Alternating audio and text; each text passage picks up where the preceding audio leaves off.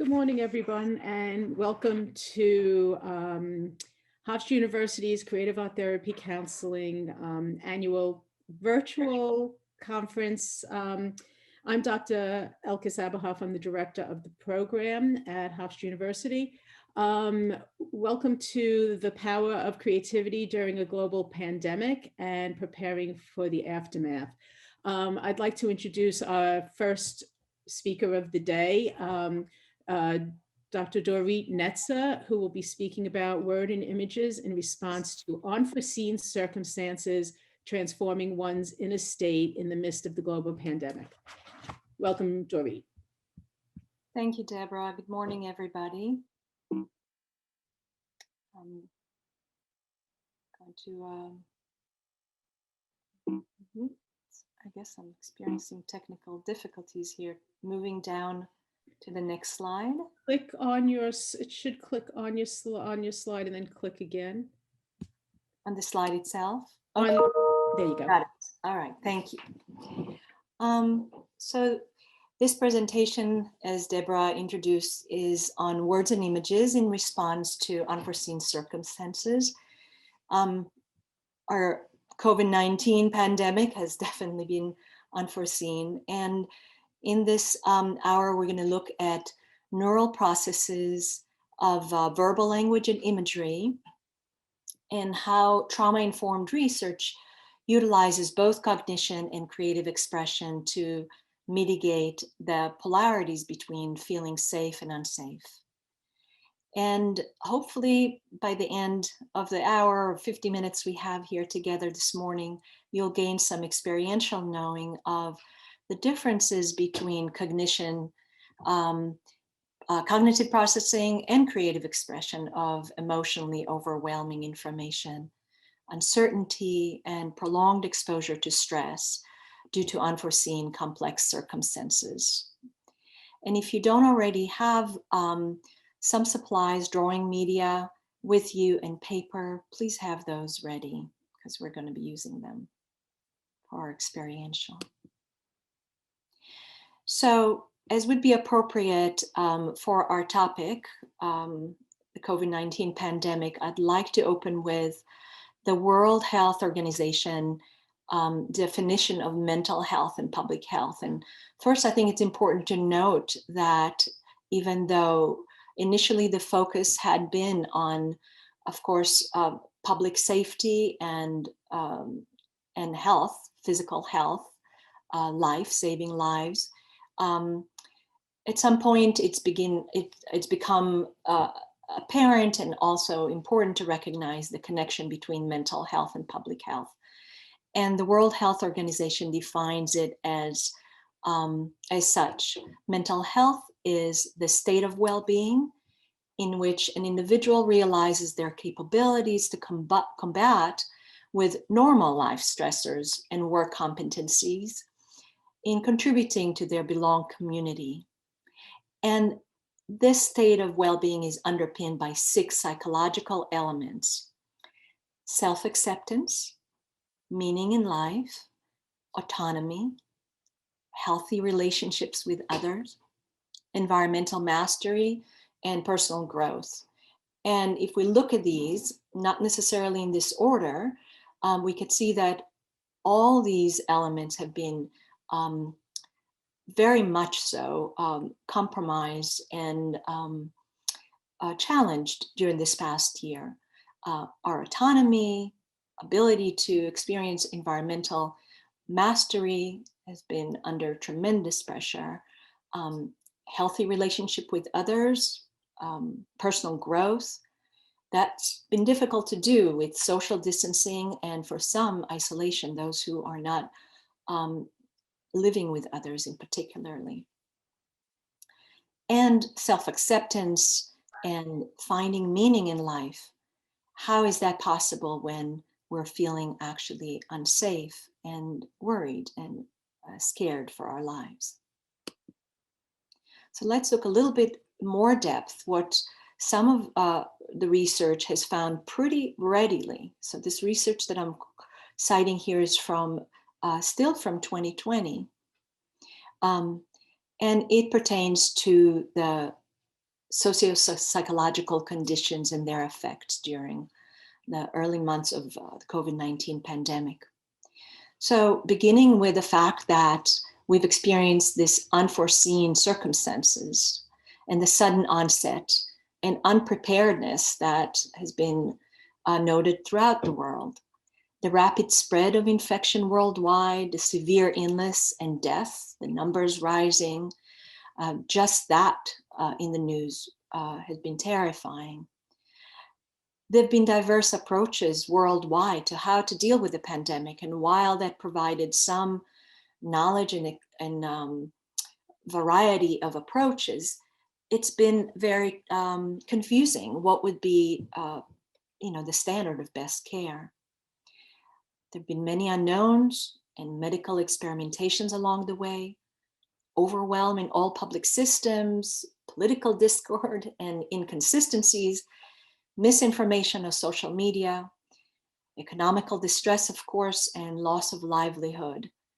And prolonged social distancing and isolation has topped it all.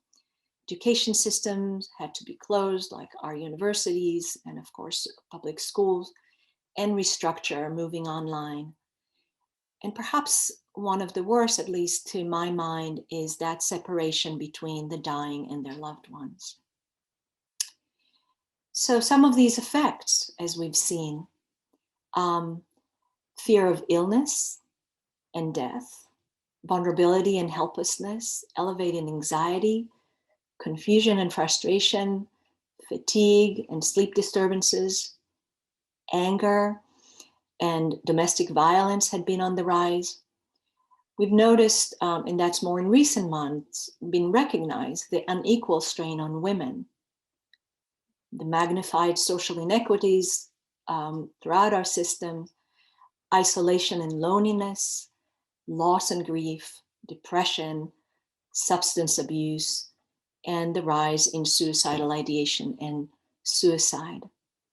And just going through these lists, notice what's happening to you emotionally and mentally, even as professionals. It's tremendously overwhelming.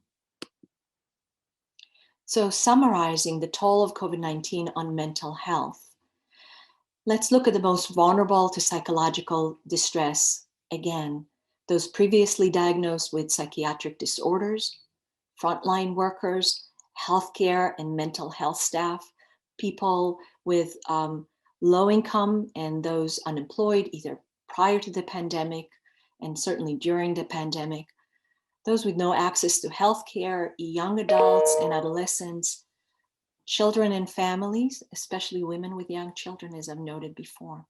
And this research is more recent, just I've plucked it out of the online database from this month, February 2021.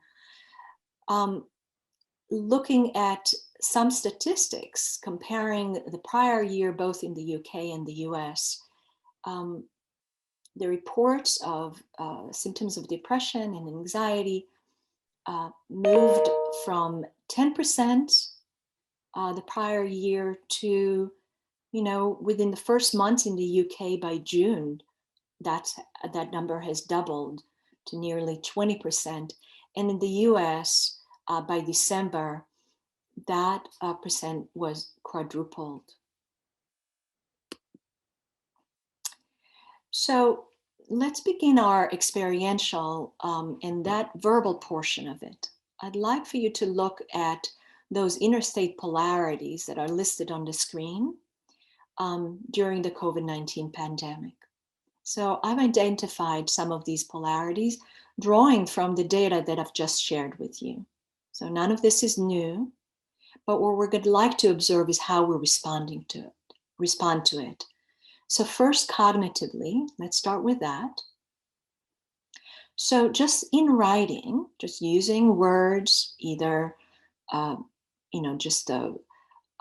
freely or stringing them into a paragraph, look at some of these polarities, and I'm going to read them aloud, and see if you identify either personally you've observed in your own environment, and especially at your work environment.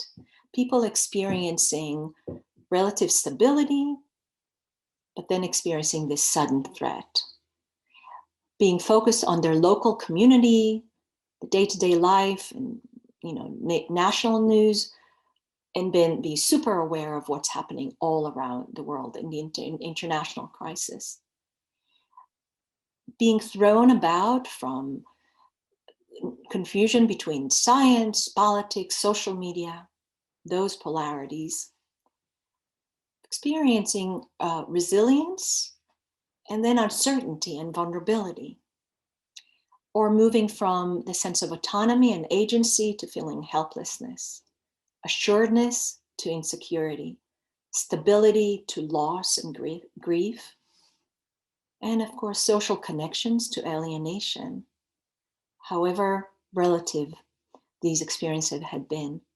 Intimacy, hugging, touching, being close with relatives and each other, even in the workplace, to isolation. From short-term thinking, what am I going to do today, to long-term perseverance, beginning to understand that this is not going to be over too soon. From hope to despair.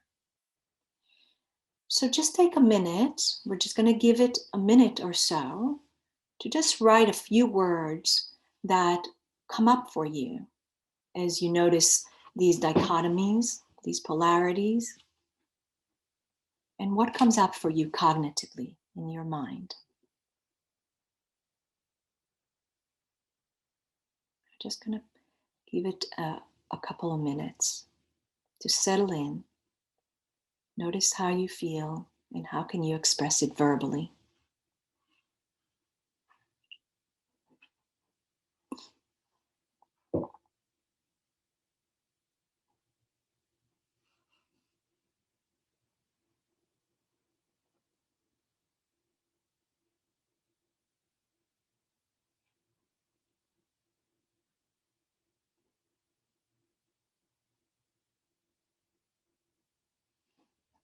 Yeah, just perhaps another minute.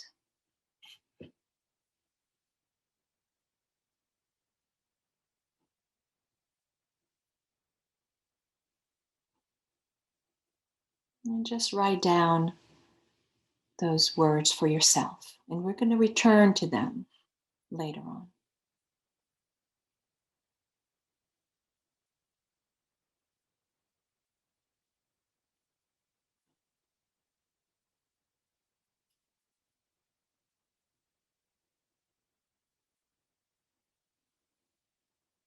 Okay, so put that aside. And we're going to move on and look at a little bit of some brain science. All of this might be quite familiar to you. We're looking at the prefrontal cortex compared with the limbic brain, which is in the back of the brain. This is kind of appears in this image as if it's in the center. That's not the case. So many of you know the limbic brain governs the fight, flight, freeze response. And that's where we go, where we're unsafe, right? And we are reactive and emotional. And the prefrontal cortex, the executive function, is disconnected. Now, in this slide, 9 functions are identified that predominate in the prefrontal cortex. I'm going to start from the bottom up. So fear modulation, of course, and the ability to be attuned and communicate, listen, actually hear, right? Actually hear and be able to process what we hear and speak. Develop our intuition, not only reactivity, experience conscientiousness and morality, body regulation, actually bodily functions are more regulated when we're in a calm state. Of course, the emotions, the nervous system, anxiety is reduced, and we're able to respond flexibly, right? Not rigidly.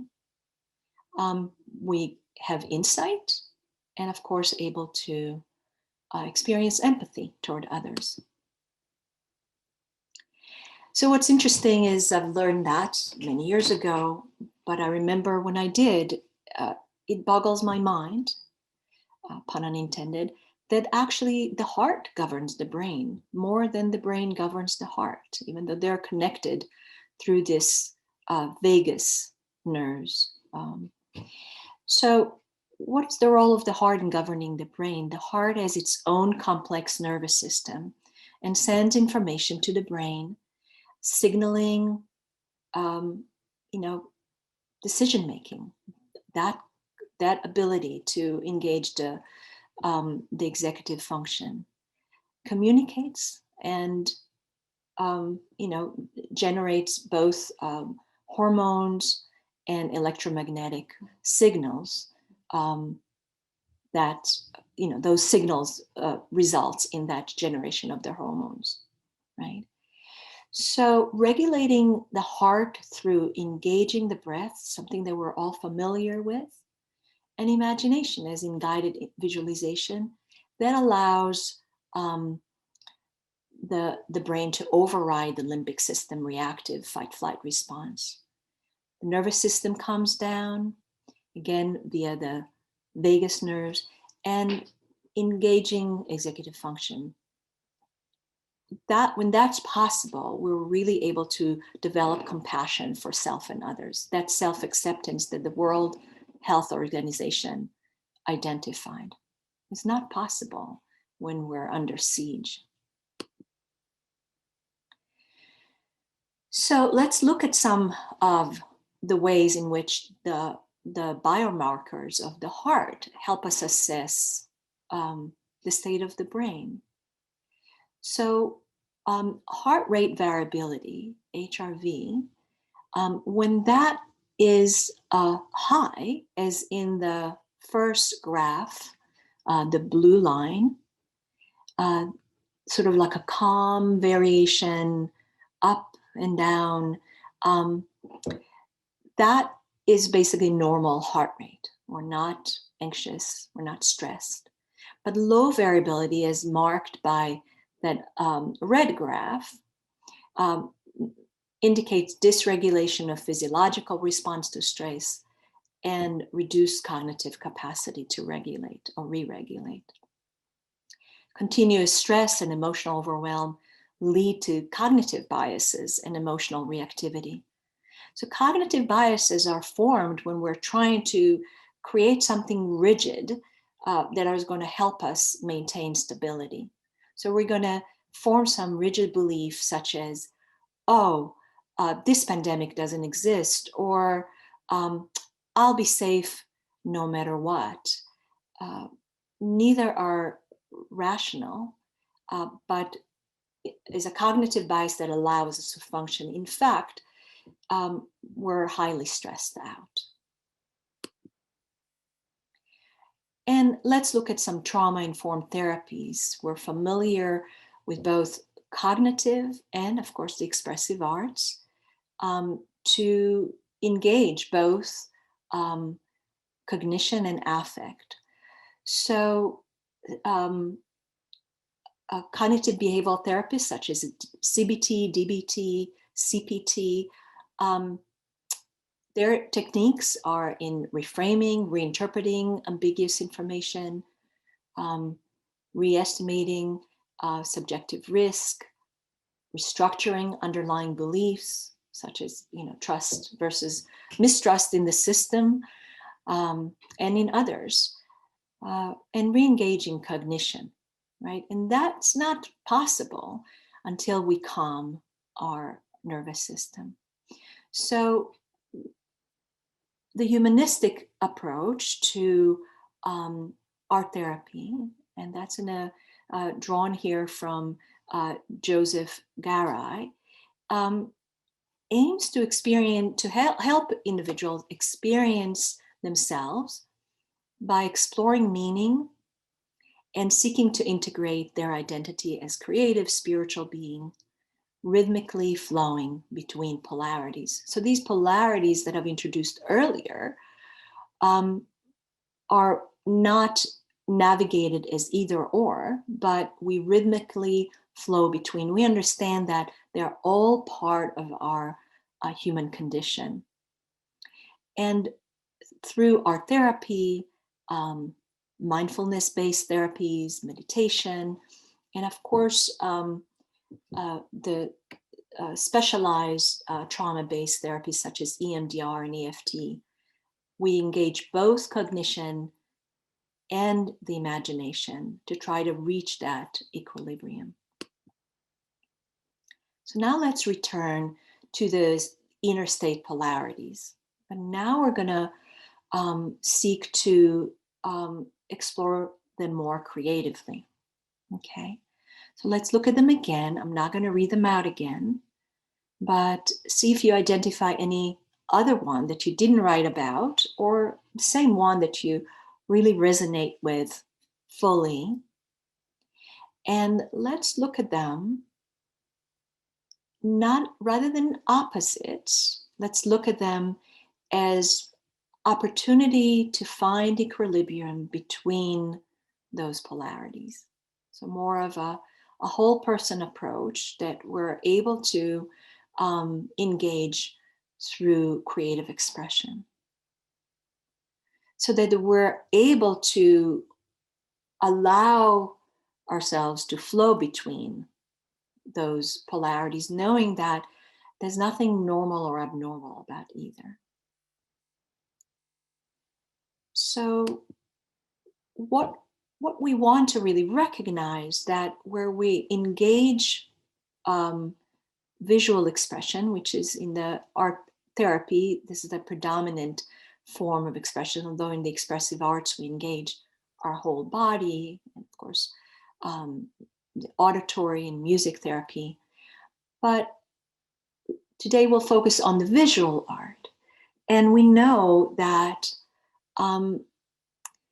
vision is responsible for the processing of 90% of information that we come our way, the visual information.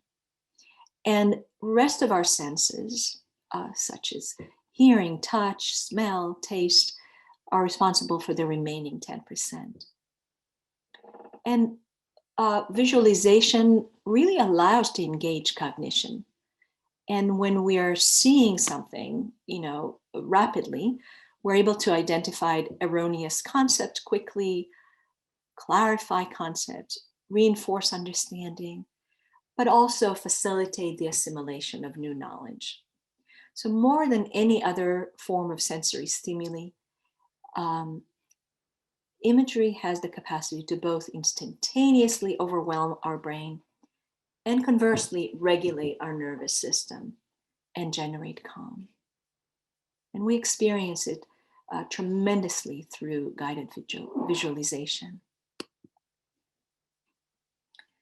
So let's look at how we're going to approach this today, an image-based approach to the integration of opposites. So to reduce anxiety and increase the capacity for self-acceptance, that high range of mental health, even as identified by the World Health Organization.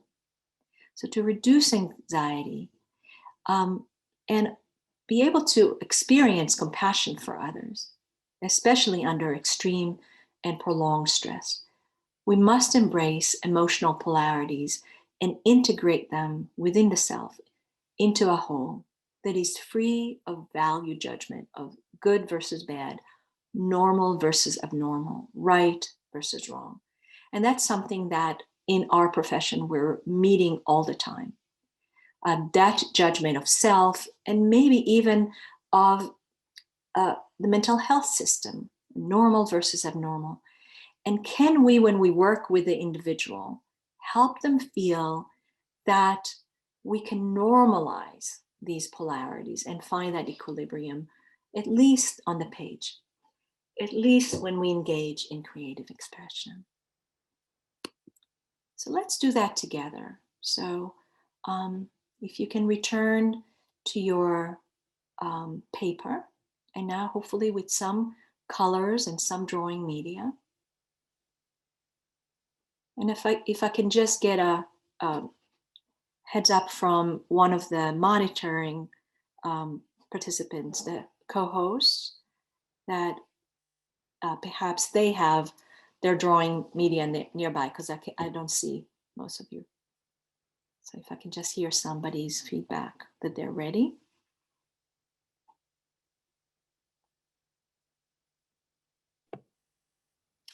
I have it, Dorit. Okay, good. So hopefully the rest of you, hundreds of people across the world, let's start together, and we're going to look at some integrative qualities of creative expression. So I'm going to guide you through it, and then of course allow yourself to flow as we go along together. So let's start by quieting. I've spoken so much and bombarded you with so many words, so much information. So let's start by just quieting and centering ourselves, and slow ourselves down. When we engage with creative expression, slowing ourselves down is helpful. And now form some intentions.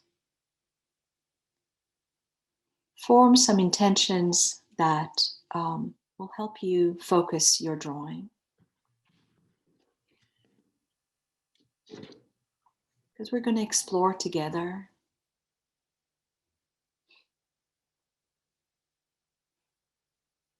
And allow whatever image or images that come to you, considering those polarities, especially the one you wrote about, or the one or two you wrote about. See if you can explore them now visually. Nope. I'm experiencing technical difficulties for some reason. I'm trying to move on with my slide. I think I need a little help. Dorit, if you go out of screen share for a second back in, it might help. Okay, it worked again. Okay, so I'm back with you. So thank you, Elise. So now take a moment to just pay attention to what you're feeling inside.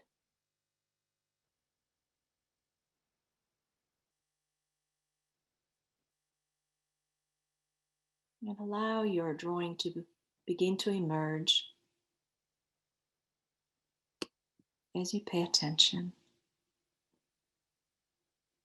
And let your drawing action ground you.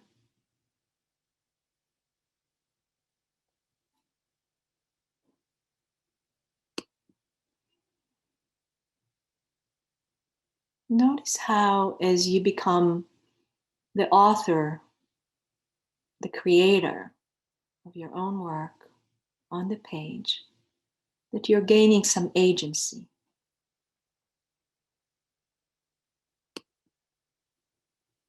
And you begin to see.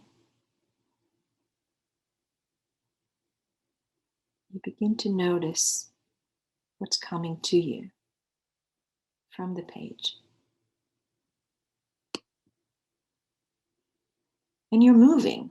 Moving is so important in regulating stress response. However small your movements are on the page, you're moving.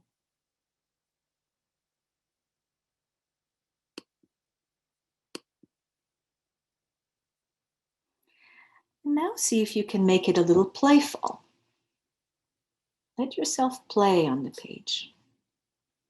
You've set an intention, but let some free form emerge.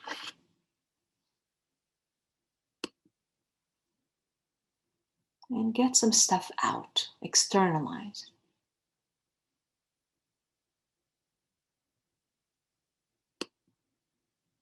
You are creating something new.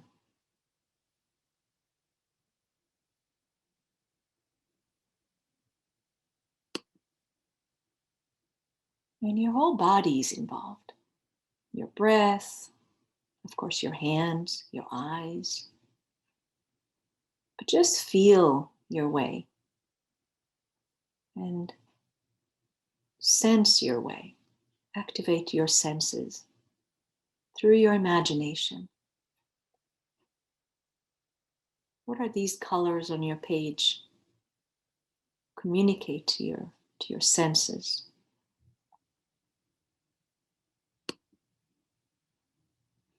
You're not alone. We're all in this together here this morning. And we're connecting with each other this way.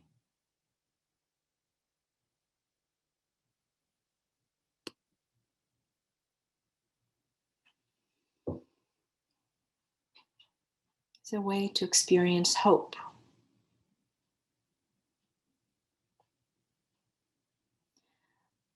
Hope that emerges from our inner state despite circumstances.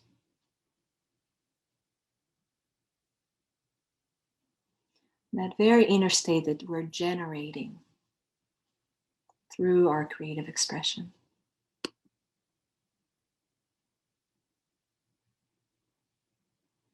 See if you can become aware of how empowering that is.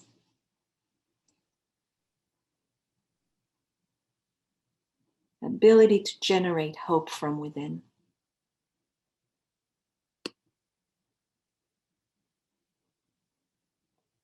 And see if you can identify with that. Really see that as yourself.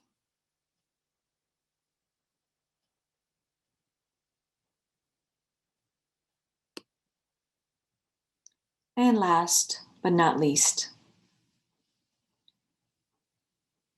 do you resonate empathically? Do you experience some self-acceptance? This is just a glimpse, like a mirror into myself this morning, this moment.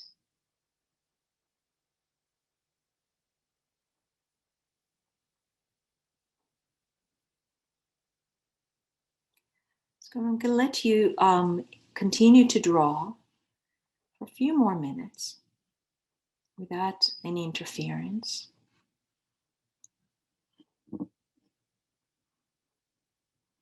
And I'm keeping those qualities listed on the screen so you can return to them if you feel unfocused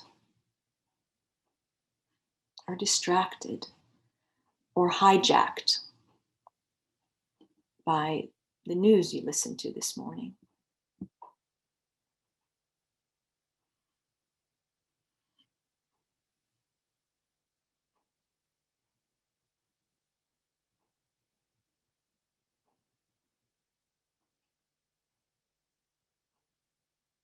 Just take a few minutes to do that in our own quiet inner state.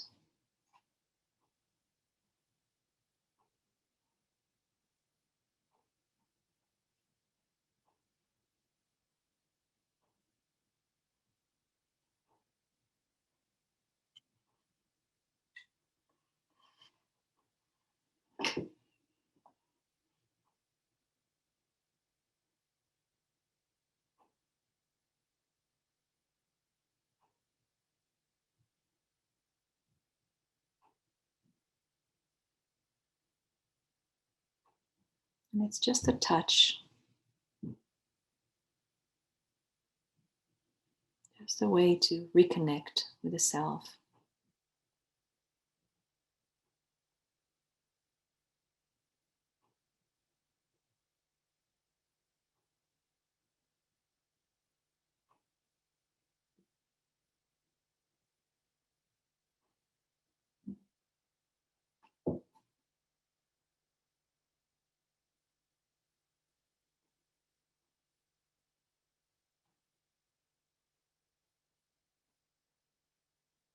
It's just another minute.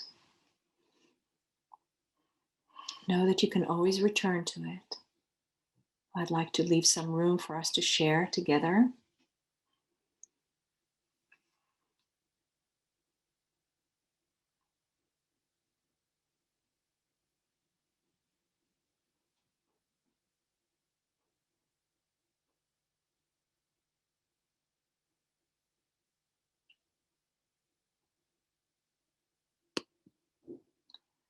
Okay, so it's a good time to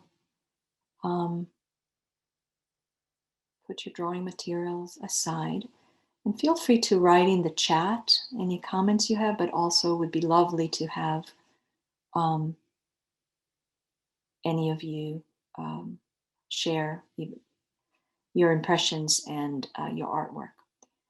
And I just need help here in the stop sharing because somehow I can't, I'm finding my, okay, I could do that. Okay, so I stopped sharing and I'm gonna move into a gallery. Now I can see everybody. Good morning, everybody. That's been really weird presenting into seeing a couple of people knowing so many are here. So welcome again. I hope that's been an interesting presentation. And I'd like to invite you to share both in the chat, and one of those who are monitoring and co-hosting can read from it, but also would love to hear any of your in-person sharing. What is it that you've experienced possibly differently or in a complementary way between your verbal response? I know some people did not come in early enough for that. Between your verbal response to those polarities that I introduced and your visual response, your art making. And we have Melinda wanting to share. So I don't know if Melinda can unmute herself.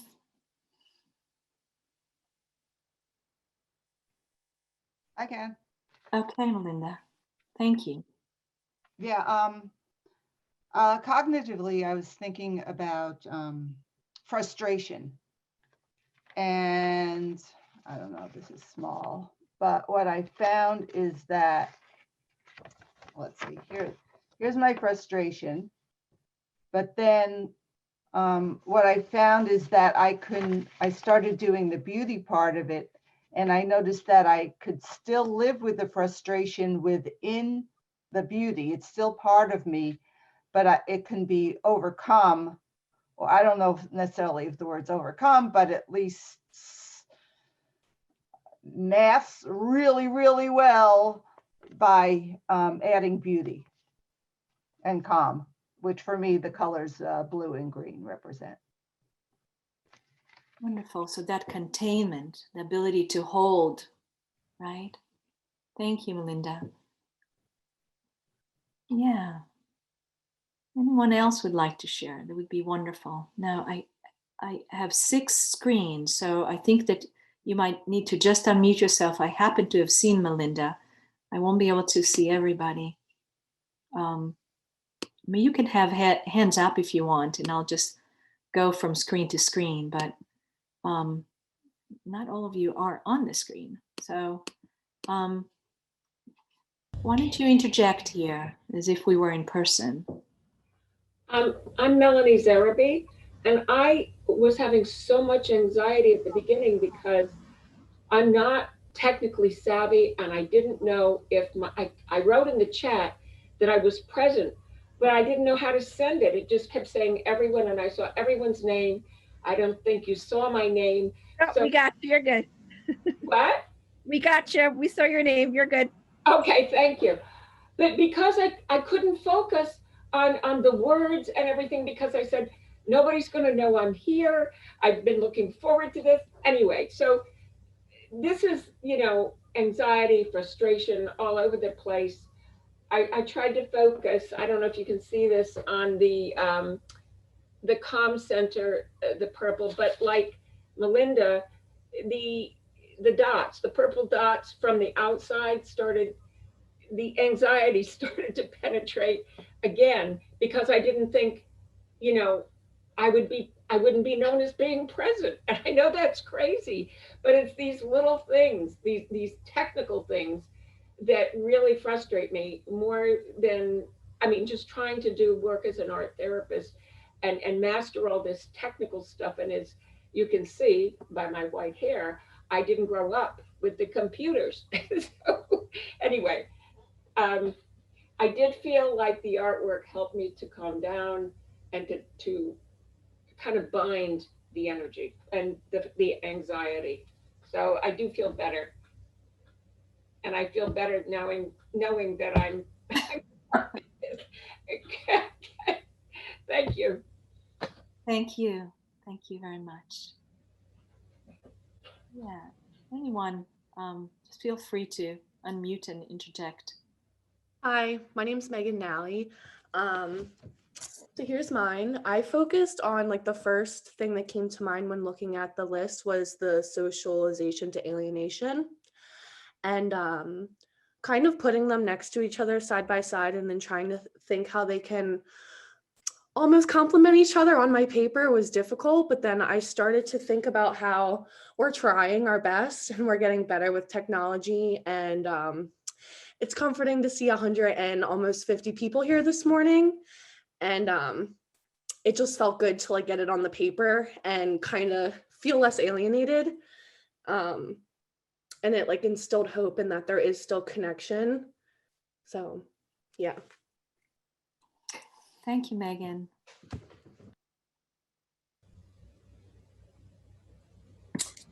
Hi, I'm Maureen Service from Rochester, New York. I was thinking about with my clients how they are, several of them were making so much progress and getting themselves kind of out of their isolation, and how the pandemic shoved them right back into a place where they felt a lot of despair because, you know, what they started to do, they couldn't do.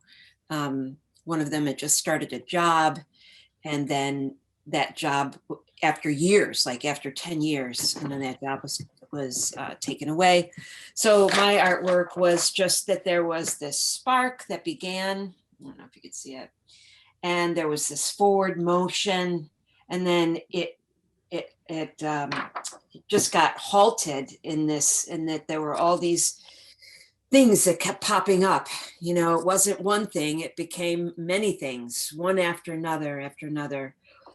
And the hope I see now is that this little bits of that energy are finding their way amid those blockades now. And we realize this is the long haul, and yet we're starting to make our way, you know, through the trees or through the through the barriers that have arisen. And that's hopeful to me. Thank you, Maureen. I think that instills hope in many others. Thank you. I was thinking about like an image that came to my mind when I thought about the different polarities. It was pretty hard for me to draw, so because I had a pretty weird dream last night, so I was thinking about that, about images. But what I noticed about these words is that when I thought about the polarities, there was a lot of space between them and inconsistencies about how I feel about. So like I felt pretty imbalanced, not balanced, to be able to feel stable looking at these polarities. So I feel like it would be better for me to think or feel about how I feel about this right now. So that was really helpful. Dorit, I would Yeah. like to just say we're like 5 minutes to finish up. Great, great. Good heads up. Thank you, Deborah. So perhaps we'll take a couple more, just one or two more. And if we have any comments in the chat, perhaps we can go there and just read them. I'm not seeing the chat. Or verbally, if somebody would like to share. Dorit, I can read from the chat for you, unless somebody else wants to share. I can share. Okay, so Danny and then Jennifer, maybe you'll read a couple. Thank you. So I was thinking about like the isolation, and I kind of drew myself I drew myself kind of like in this little bubble. This is supposed to be me. I felt like I was making a lot of progress just like in my career and in my life. Before the pandemic hit, I had just moved out of my house, and things were like really exciting. And I had a lot of, I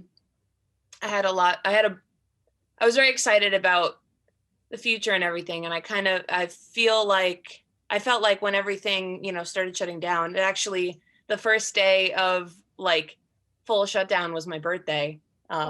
Back in March. So I was kind of like, oh no, well, happy birthday.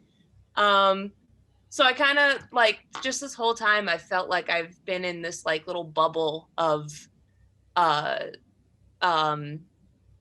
have all this potential and all these good things coming to me, but I can't really access them yet. Like it's not, I haven't been able to do a lot of the things that I want to do because of the pandemic. So I kind of that's like what's represented here. And this little like arrow swirly thing is you just kind of like, just getting through and living in my little bubble and trying the best I can. And then all these clouds outside just kind of represent just like what's holding me in this bubble, I guess, but also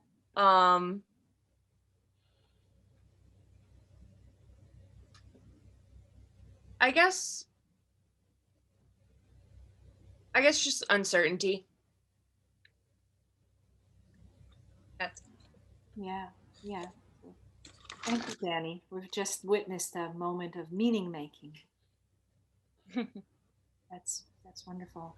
So, Jennifer, maybe in 1 minute, you want to read one or two? Sure. Megan shared, I felt a sense of hope when trying to see how I could connect my polarities within my imagery. Danielle shared, I enjoyed a sense of relief in response to the tension I wrote down from the polarities. The relief and the release of it was freeing. Dina shared, it was great to capture my transitions when this all began and where I am today, cognitively and physiologically. Maria shared, through shapes, color, I moved from darkness, death, to being more light, what bubbles up out of darkness. Dawn shared, it helped me to see that the polarities don't have to be so far from each other on the spectrum, and that maybe they are closer to one another than I originally thought. That's great. Well, thank you, everybody. And we're moving on rapidly. So you have a 10 minutes break, and then Deborah will introduce those who log into the next session. Thank you and goodbye, everybody. Thank you, you. Dorit.